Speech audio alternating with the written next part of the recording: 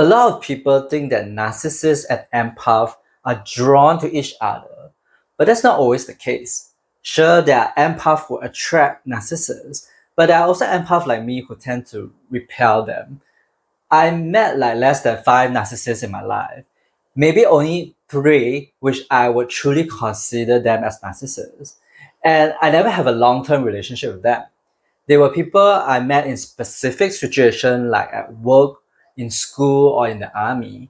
It's either I end things very early with them, or once the situation ends, like we no longer have to be in the same space anymore. We just stop staying in touch. The reason I don't attract narcissists, despite being an empath, is not because I'm more superior or I'm better at setting boundaries. The main reason really comes down to one thing: familiarity. And let me explain. So once I met an entrepreneur through LinkedIn, the moment we sat down and talked, I regretted setting up a meeting with him because he did 95% of the talking. And whenever I said something, he shut it down immediately or used it against me.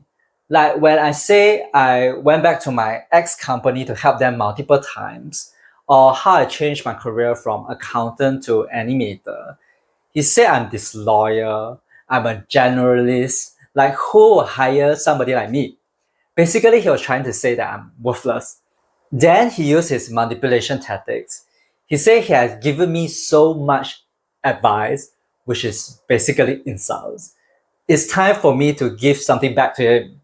He asked me to introduce my bosses from my ex company to him. But at the back of my mind, I was like, hell no. What's wrong with this person? What planet is he living on? Is he out of his mind? Like he just humiliated me and still wanted me to introduce my bosses to him. I'm not going to pass this bad contact to my nice employers. So no way. I said no. And he immediately sensed that this was not going to work. And so he switched gears by asking me to work as a customer service assistant for his clients.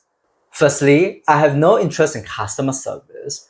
More importantly, I have no interest in helping him or his clients. And you know what the irony here is? A moment ago, he just said that I was disloyal. No one will hire me. And now he wanted me to work for his client. It doesn't make any sense. Like, why would you recommend someone who is so-called disloyal to your clients? Can you see what he was doing here? He tried to put me down and make me feel unworthy so that he could come in and manipulate me to do anything he wanted. And at that time, I couldn't get out of the conversation. He wasn't going to let me go until he got something out of me.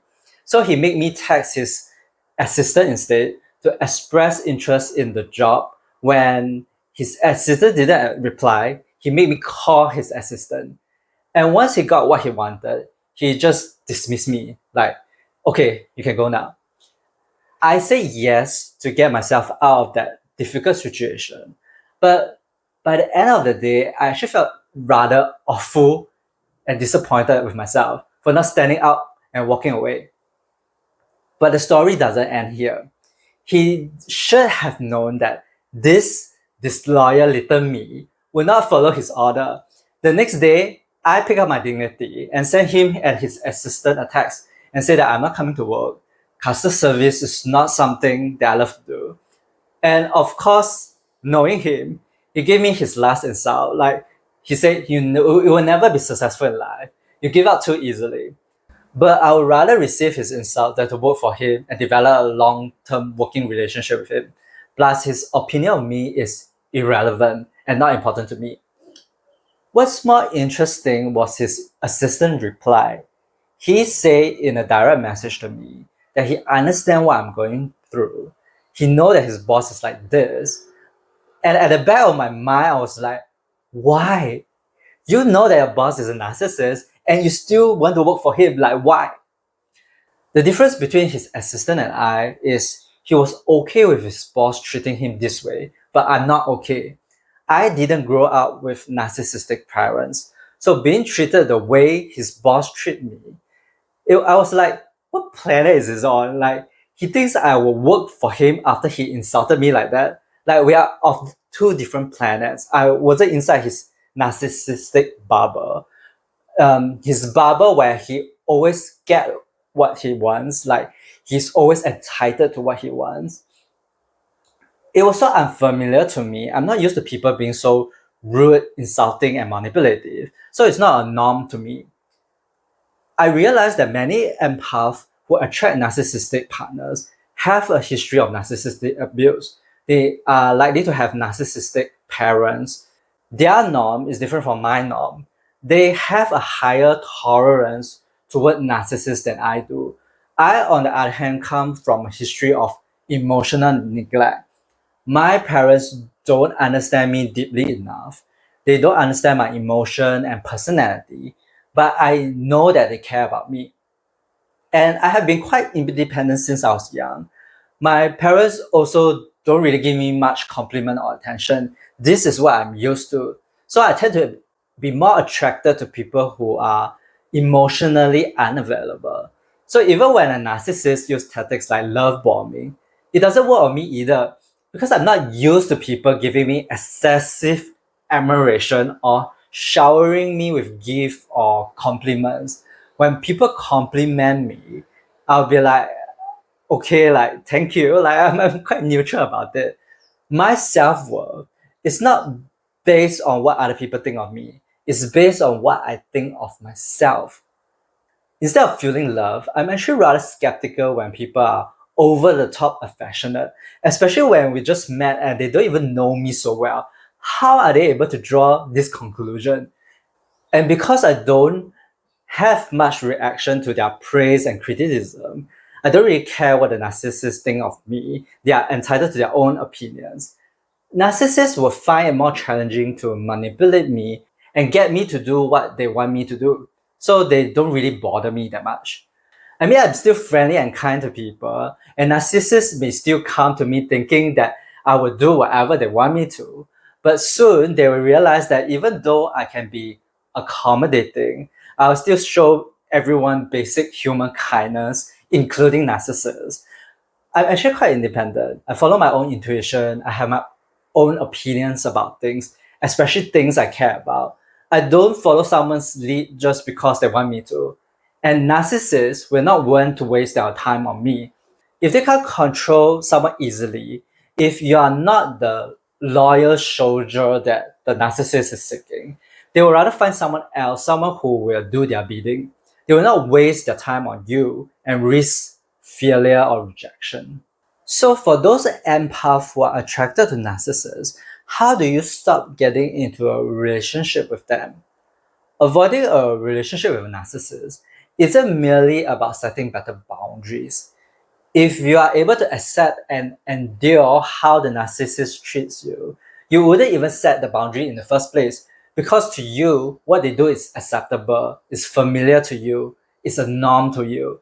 You expect people to treat you this way or treat you like your parents did. It's only when you recognize that this is not a norm, that other people don't experience this is not how a loving relationship should be, that you will start to form better boundaries. To do this, you have to start by making the familiar unfamiliar. If you are used to people talking down to you, set higher standards. Don't just sit there and listen to their criticism. Walk away. If your tendency is to rush in and help others with their problems, go slow. In your mind, you may think that narcissist has some kind of psychological issue that needs your help. But I can tell you when you're seeing them here at this lower level with their problems, and you come in and try to save them, they are actually seeing themselves here, high up here, or superior. There is a disparity in terms of perception. They don't see what you deem as problems. And why would they change if they don't see their behavior as a problem? You can't help someone who denies or doesn't recognize their problems. And for narcissists, that is one of their characteristics and traits, right? They don't admit their problems. If you have a tendency to give other people the benefit of doubts, maybe you want to re-examine your own perception. Like if it's one time, two times, that's okay. But if the person keeps showing red flags multiple times, You want to see how much of it is your own denial or you trying to find excuse for their misbehavior. You need to start taking a closer look at your tolerance level. Is it reasonable? What are some things you accept that other people will be surprised to know? People outside of the narcissist bubble may be like, what? You're willing to accept that? You start to realize that I am with this person because it's familiar to me, not because I enjoy being with them. You also need to make the unfamiliar familiar. A lot of times when people are stuck in narcissistic relationships, they watch a lot of videos on narcissists, how to avoid them, how to deal with them. But all of these things are things that they are already familiar with. Like they're still looking within the bubble. It's actually more meaningful to learn about other people's relationship, especially those successful ones, and look outside of the bubble. If you are brought up by narcissistic parents, you may not know what a loving relationship looks like. A loving relationship is where both parties are equal and mutually respect each other.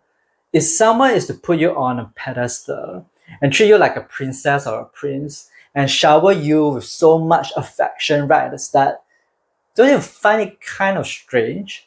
Like, shouldn't you be on high alert? Like, I wouldn't date someone until they recognize my flaws.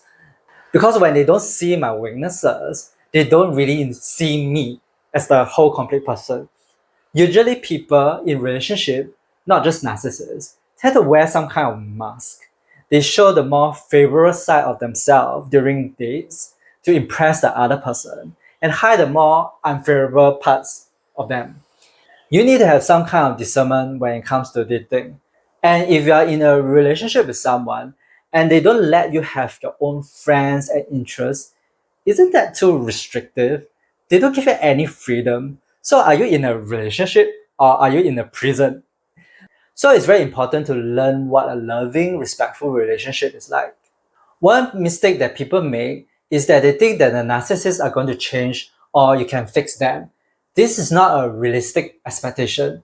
When you set boundaries, you don't set boundaries based on what someone is going to be like in the future. You don't set boundaries based on someone's potential or your idealized version of them. You set boundary based on the current moment. Right now, someone is doing something that doesn't make you feel good. It doesn't matter if they're going to change or not do it again in the future. So right now it's a no for me. I will not know if in the future they are going to change or not. So I cannot base on my assumption that someone will change in the future and continue a relationship with them. The earlier you set your boundaries, the better it is. Because once the narcissists are heavily invested in you, they expect returns from you. It's going to be so much harder to break up with them.